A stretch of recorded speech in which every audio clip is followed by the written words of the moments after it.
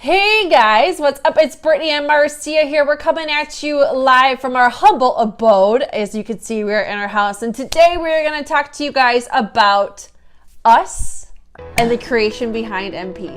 We're Midwest Performance. We're on a mission to empower women around the world to take action and work hard to make a physical impact in their lives. In this very saturated fitness industry, there's tons of competition, but the opportunities are incredible. We'll cover the most common challenges in the fitness world and invite guests to the show that have learned to overcome them and share their strategies with you. This is the Coffee with MP show. Hey guys, what's up again? It's Brittany and Marcia here, and we decided to do something a little bit differently today. We decided to do an episode at our house. Just keeping it real. Yeah, we're just gonna lounge, and we wanted this to be super informal and super informative for you guys. We wanted to talk to you guys a little bit about us, because sometimes people don't really know who we are or what we do.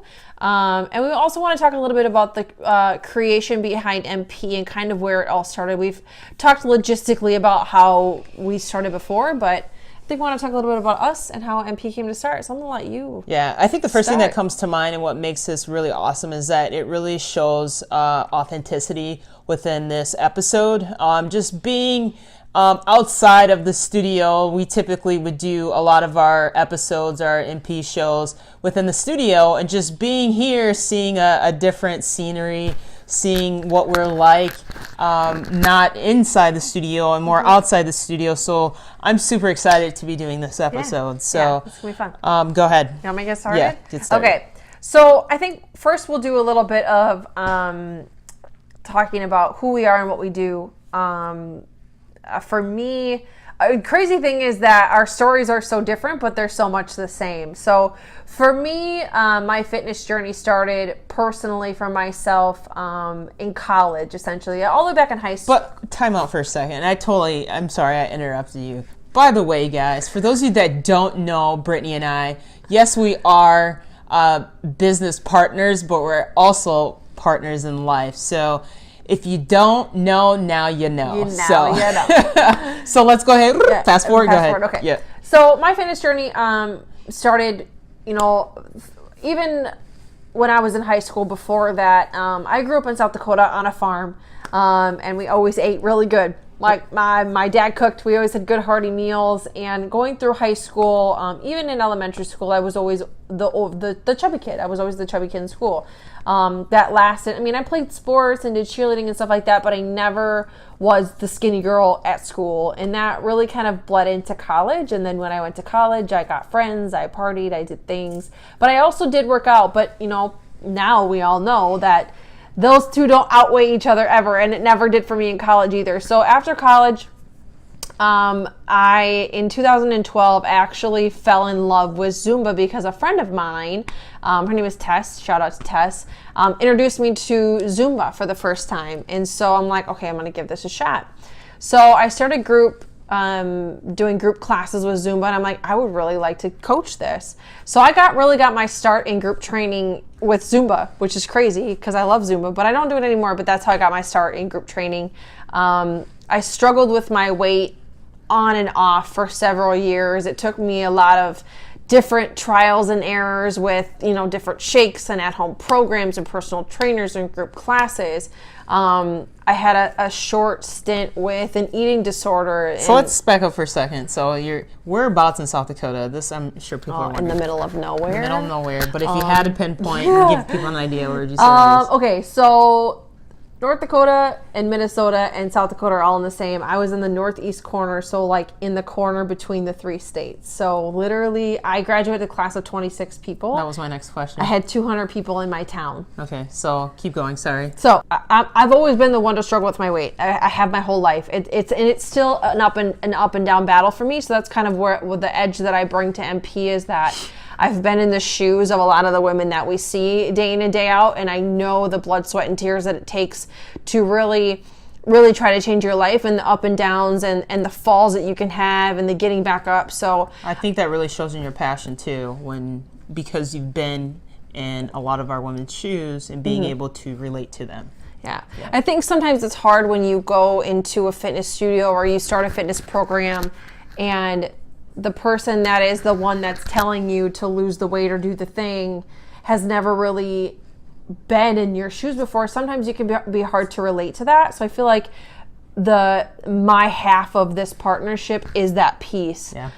And Marcia brings a totally different half to the piece. What's really nice about what you have, though, because you are relatable, it also showcases your passion as well. So, and it shows you're not very salesy or pitchy when you sit down and talk to these women. You are extremely authentic, which is pretty cool too. And I think that gives me an edge over a lot of different people because I have that kind of firsthand experience of trials and errors and starting and stopping and starting and stopping. And I've been injured before. I've had setbacks from injuries. I've had setbacks from vacations. I've had setbacks from a lot of things, and I've overcome a lot of those things too.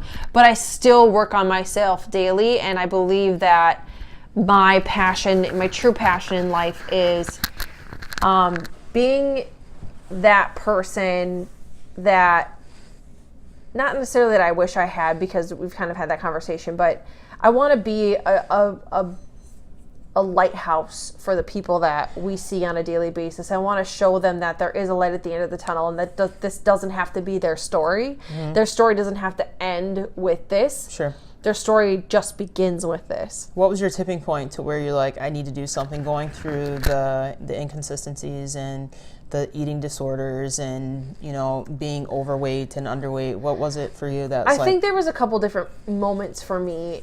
And number one, it came when, as a fitness professional, you always want to be the person that there is always that you need to look the part, you need to act the part, you need to do the part. So I think that when I started group training, that's kind of, the crazy thing is that I suffered with the bulimia when I was group training. You started Zumba group training? Or? Yes. Okay. I was struggling through all of these things, even as a professional in the field. Mm-hmm. And so, most professionals want to, they want to put on this facade of like, I'm perfect and I don't struggle. And for me, it was like, how can I sit here and tell these people that I see on a daily basis what they need to do when I'm not even doing that, when I'm not being a product of the product? Mm-hmm. And that was kind of it for me. And I knew that I had to change something. If I was really going to change people's lives and I was really going to make a difference in people's lives, I had to start walking the walk. Mm-hmm. And that's essentially what I did. And I pulled myself out of that and just rose up from the ashes from there. And I've still fallen, and I'm not perfect, sure,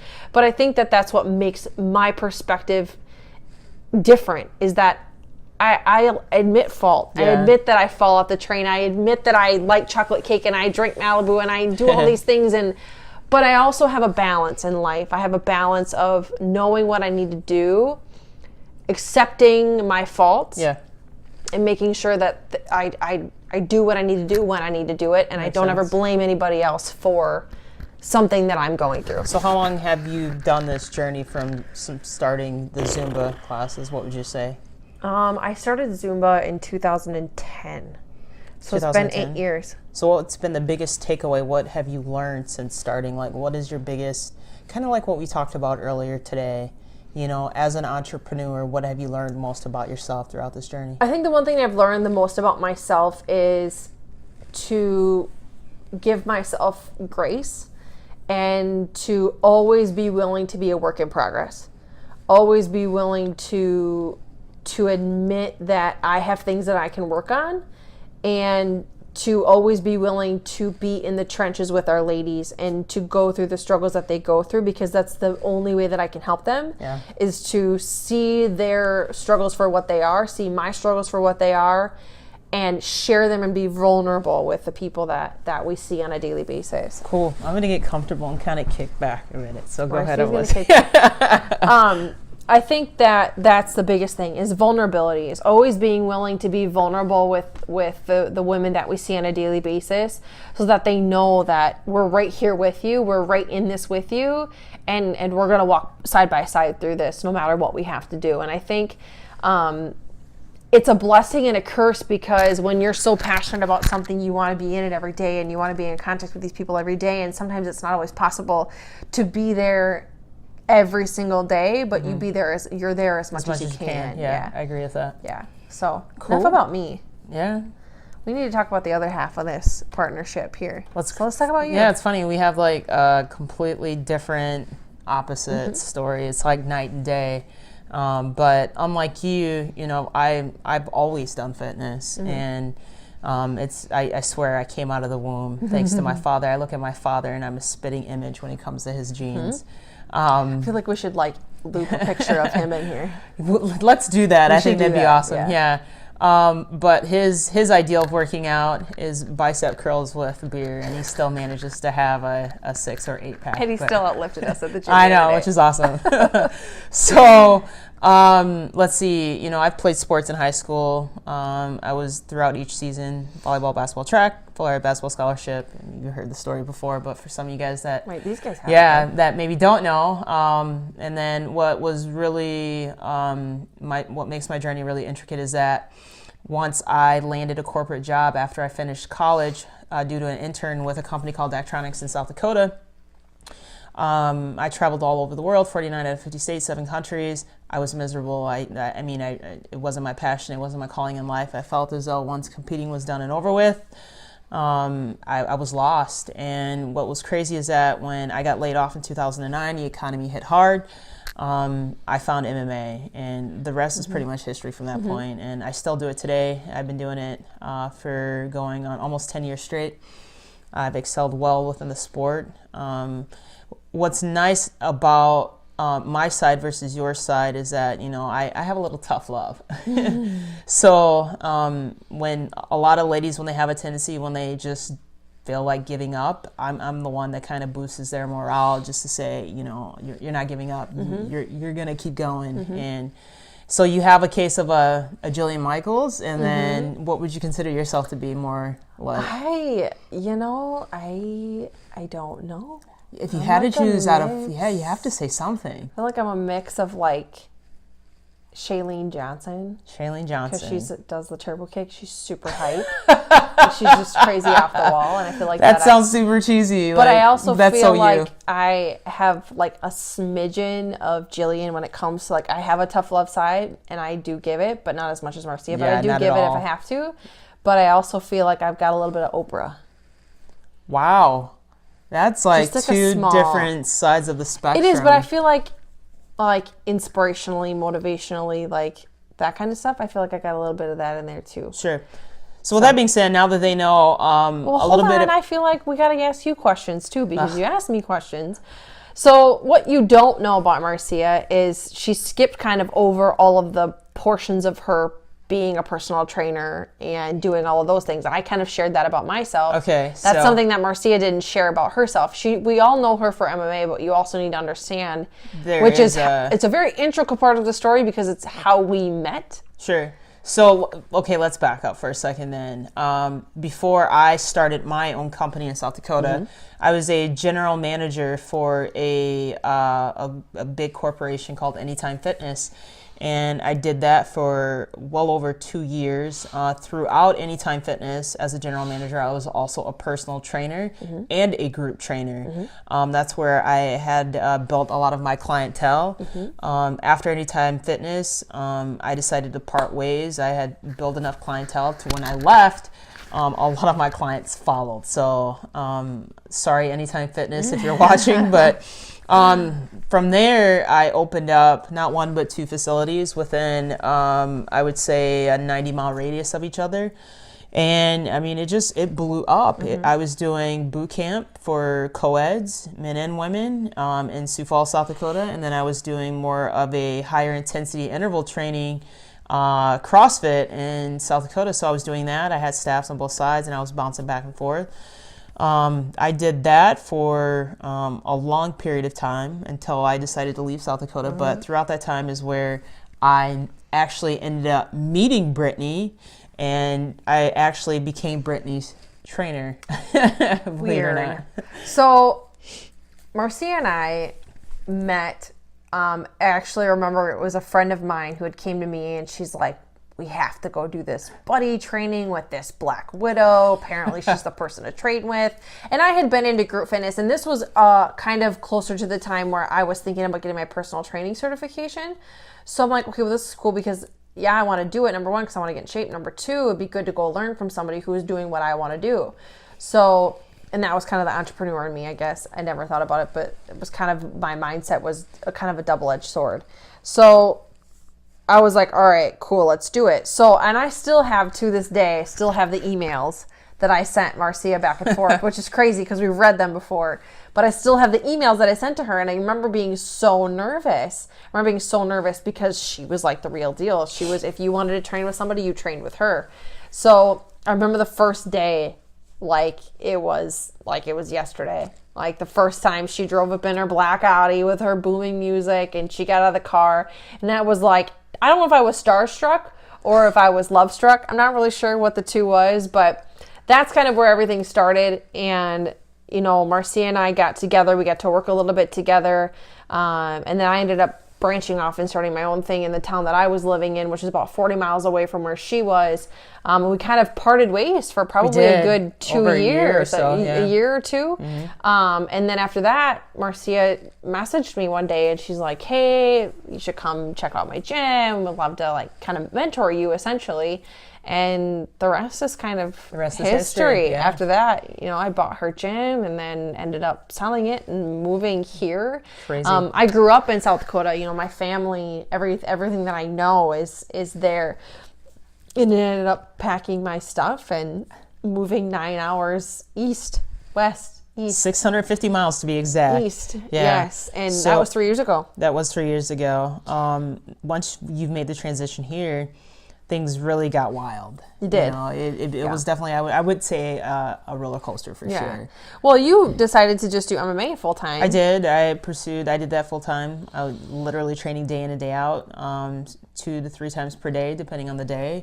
And while I was doing that, you managed to land a really good management job. Yeah, I ended up working at Orange Theory for about a year. And then I left. What were you doing there? I was a studio manager there at Orange Theory for about a year.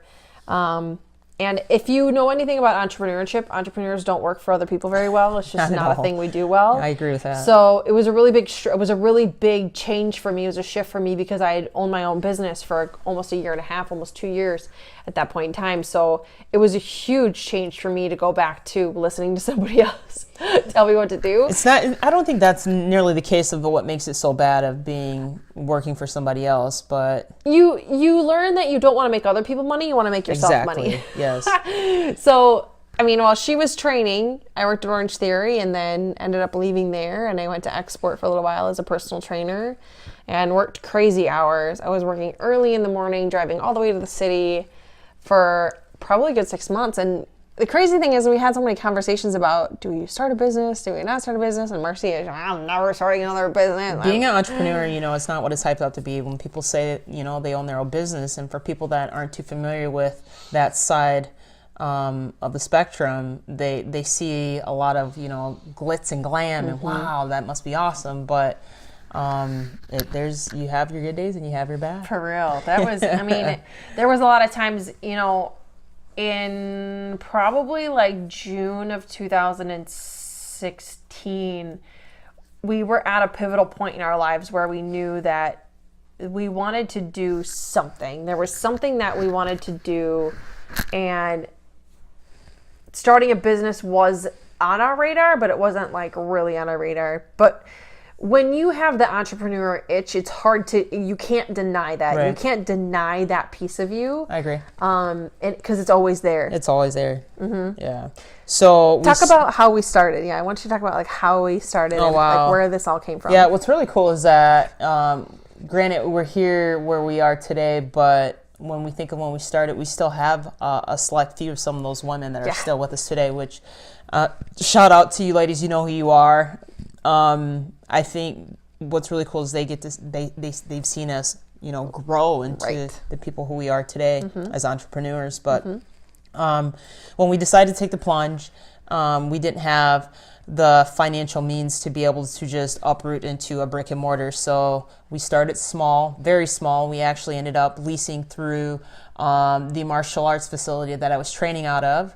in Schaumburg, which was crazy. And then from there, it just kind of, it was a snowball effect. Yeah, we started with so fast. Yeah, we started with the 12-week program there with a good 20 ladies. 25 or so, yep. And that was just in the facility. We're doing some stuff outside. After we, towards the end of that program, I remember a lot of the ladies were like, are you guys going to start your own gym? You should open your own gym and blah, blah, blah. And Marcia was getting that when she was personal training at Anytime for a while there. With Rebecca, shout out to you. She's like, you need to open your own gym. And we're like, oh my God, we really want to do this again. And after the 12 weeks, we got towards the end and we were like, man, I think we're onto something here. We might be onto something. And we were both like, oh, we really want to do this. I guess it's something really sort of sold a totally different market. Like, you have to understand, for those of you who don't know, South Dakota is so small. Like, the town that I was doing business in, it was me and the local rec center. That was it. There was no competition. Yeah, for me, I had no competition either, because the type of industry that I was doing in the fitness side, I was the only person doing in that area. Right. There was no facilities like hers there. So it was like we really had on, and here there's competition in every corner. Yeah, very saturated. So it was different, but we're like, well, let's give it a shot. So what was Midwest Performance Center MPC. with MPC with red and blue colors. It was terrible. Is now Midwest Performance with the green, the yellow, and the black. Yeah, I have to tell you, there wasn't a lot of strategic thinking when we did that. And then we really had to sit back and reflect on, okay, we need to find out exactly who is it that we are trying to accommodate. And we came to that conclusion by figuring out that majority of our clientele were women. So it made sense. It made sense. But when we did do our 12-week, we had one guy. Oh, Chris. Yes. We love you. Shout out to Chris. If you're watching this, we love you so much. I think that we get that question a lot. Why only women? Yeah. Why would you cut out 50% of your market? And it's like, why wouldn't we take 50% of the market and just niche down into that and make that our bread and butter? Yeah. I think that it's a win in way more ways than it is a loss. I agree. And especially the women that we work with. You know, I really truly believe that the women that we work with are a different breed. They are the women that are literally at the bottom of bottoms and just need a place to call home to work their way back up. Sure. And I feel like not all, but some. Not all, but some. Yeah. I mean, the majority of the women that we see have tried everything, have done everything, and are really just looking for a place that they can really sink their feet into and really be super successful. And that's really what happened. So, you know, we started MP. We were in our little 900 square foot building. Marcia and I were sleeping on the floor. You could literally, with my long reach and arm span, I could touch one side of the wall and the other. It was so tiny. You know, we were living in Elmhurst when we first moved in an apartment in Elmhurst, and our lease came up, and our lease came up the month that we signed the lease for MP, the same month. And be honest with you, we couldn't afford to stay where we were. We went all in. We went all in. Yeah, we knew if we were doing this, we had to commit. Quit our jobs. Yeah, we couldn't do 50-50. It was like, this is all or nothing for us. So yeah, and the best decision, hands down, that we ever made. It was hard. It was very scary, but I'm glad we did it. Yeah. I will tell you that there have been many sleepless nights, many tears, many fights, many of prayers, lots of prayers. And thank you, you know, our guardian angel, Rebecca, you know what you've done for us. We don't have to tell you, but if it wasn't for people like Rebecca and the people who really believed in us when we first started, we wouldn't be where we are today. And very much so. We're so thankful because we've really been through some crappy times, and we're still working our way up, and we still work through things every single day, but our passion and our drive comes from the people that we see every single day. So if we had to paint a portrait for people that are tuning in and listening to the podcast, is that when you see three people standing on the podium with first, second, and third place, and everybody's applauding and congratulating you for winning those medallions, but what they don't see is what's behind the podium. And like Brittany said, is the sleepless nights and the prayers and the crying and the financial, you know, obligations that we had. It's crazy because, you know, people only see the success of where we were when we first started and where we are now, but they don't see what's behind that podium. And we paid our dues and we're still paying our dues. So, and can we just talk about for 1 second the people that are behind us? Number one, our Green Squad. I think that by far we have some of the best staff that I've ever worked with at a gym. I mean, I've worked with, at Export, at Orange Theory prior to that. I think it's because everybody that we have that works for us came internally. Right. So it's true passion. It's something that you can't necessarily fake. No. Yeah. And I think the cool thing is that some of you may or may not know this when you're watching this, but Tiffany and Idia were day one. Yeah. They started with us when we started the 12-week program. They were there super successful literally yeah. from day one till now, have not left our side. And then Lauren, Sabrina, and Jamie, and now Tashana is our newest, and Sarah, and Gabby, all of the girls, and Katrina and Ashley. Yeah, all these girls have been in our studio through the program as members through the program, which I think gives them an edge when it comes to working with the women that we do have coming in the studio, is because they've been there and they've done that. And I think that's super important. But I really wanted this episode to really be about Marcia and I, and you guys really, we don't like to talk about ourselves often, but I feel like it's important for you guys to know who you're coming to see. Yeah. And where all of this came from, and that this gym, this studio was really grown out of not only a passion for helping other people, but a passion for each other and a love for each other, which has grown into a love for MP and what we do there. And I think the sky's the limit. It is. Sky is definitely the limit. And just to kind of back up for a second, when you were on your own doing your own thing, and to see you were changing lives. When I say changing lives, I meant, you had statistics showing before and after photos of your women and the results that they were getting and the time span that they were, and I was doing that same thing, and I would always think to myself, is man, if I could only just team up with her, I can't imagine what we can do. And then to actually envision it, but actually now we're living it, it's crazy. It's crazy. And the cool thing about it is that if you don't know Marcia, she's the person that keeps you on your toes and keeps you thinking and keeps you guessing, and is always challenging you. And that's why when she coaches classes, people feel the way they feel with her, is because she's always challenging them, and she's always motivating them and always encouraging them to try something new, try something different, get out of the comfort zone. And little do you know, she does that with me when it comes to our business. And it's always challenging me to get outside of my comfort zone and to take risks, because if you don't know this about me, I'm super passive aggressive. I'm not a risk taker. And that's just me by nature, but the compliment of Marcia gives me is that she makes me takes those risks and always reassures me that it will be okay. And I think that there's a compliment to each other when it comes to that kind of stuff. I appreciate that. It's only right that I have to compliment you as well. And you don't have to. I have to, though. It's and honestly, it's the first thing that comes to mind is you keep me level.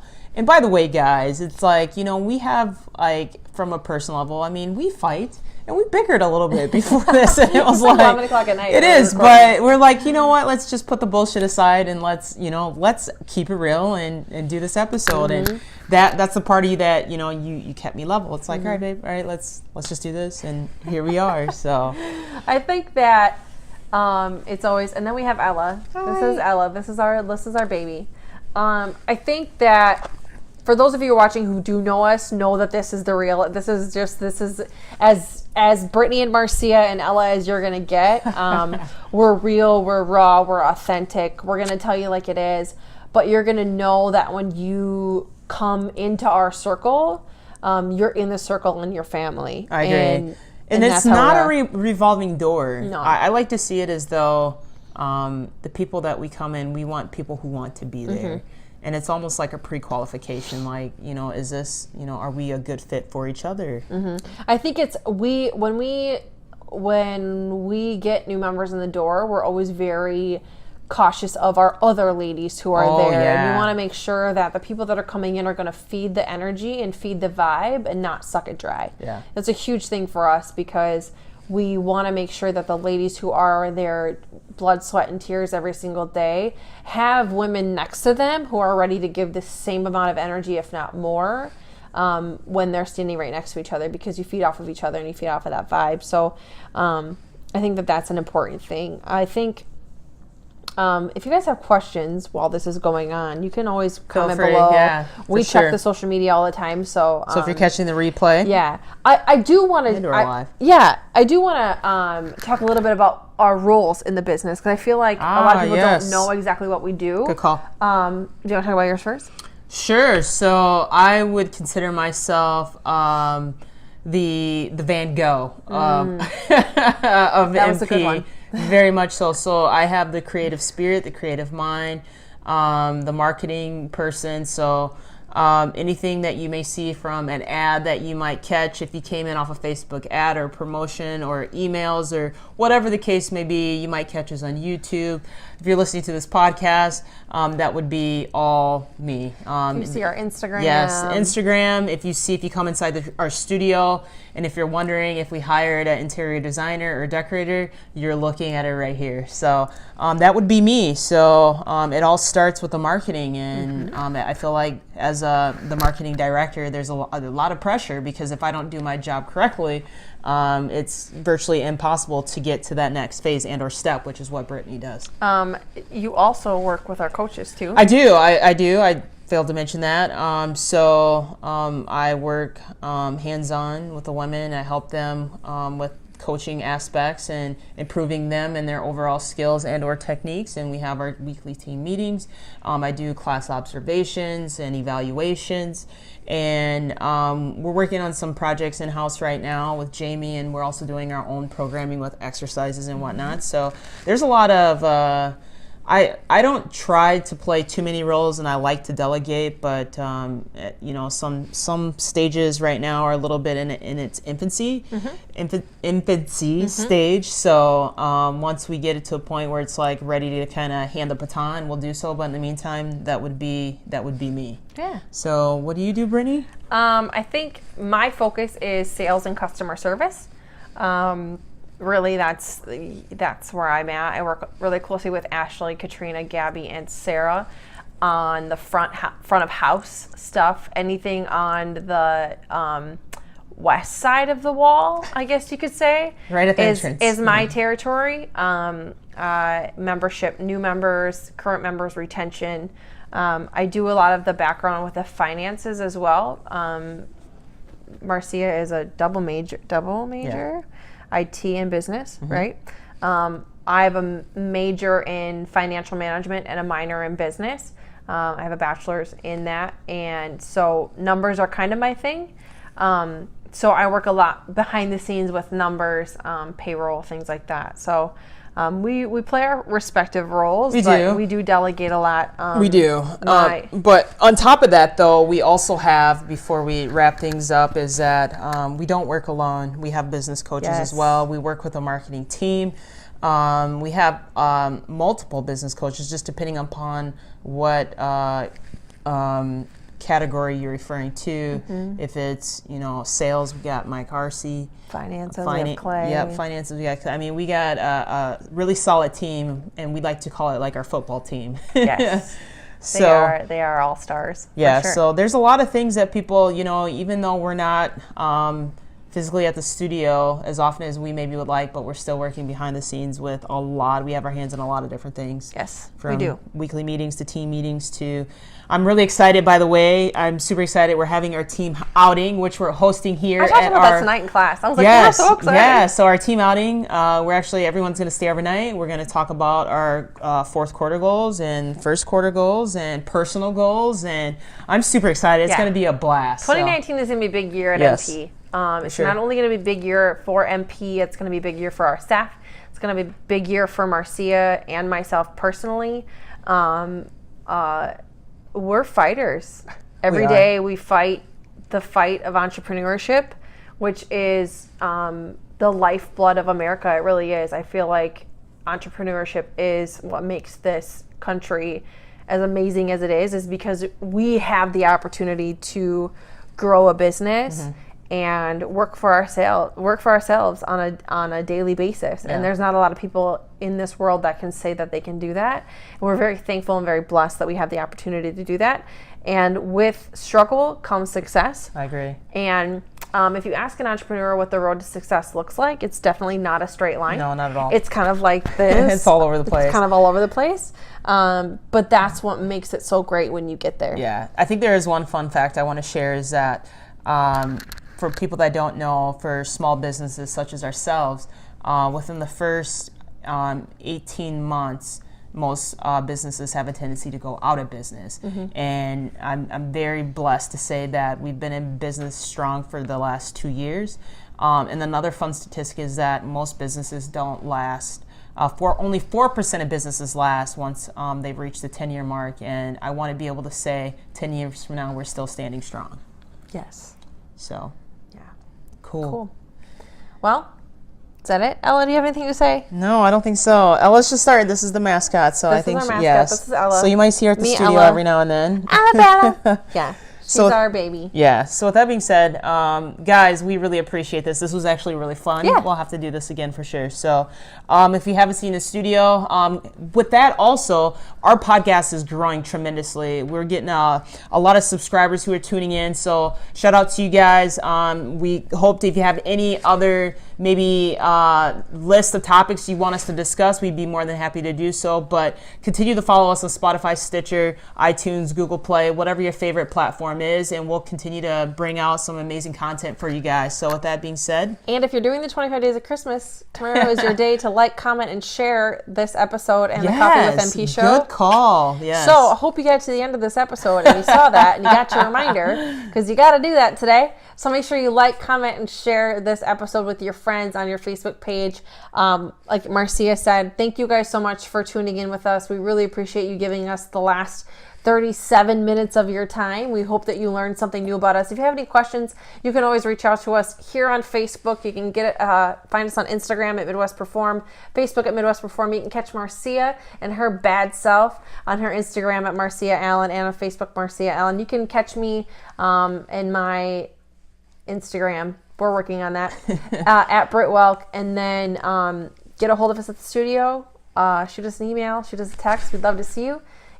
With that being said, That's do it. you want to sign us out, Ella? Say bye, guys. Bye. Thanks for joining us today. If you like this episode, subscribe to our YouTube channel or find our podcast on iTunes, Google Play, Spotify, or wherever your favorite places to listen to podcasts might be. And if you really liked this episode, please leave a review for us on iTunes. Thanks, and we'll see you next week.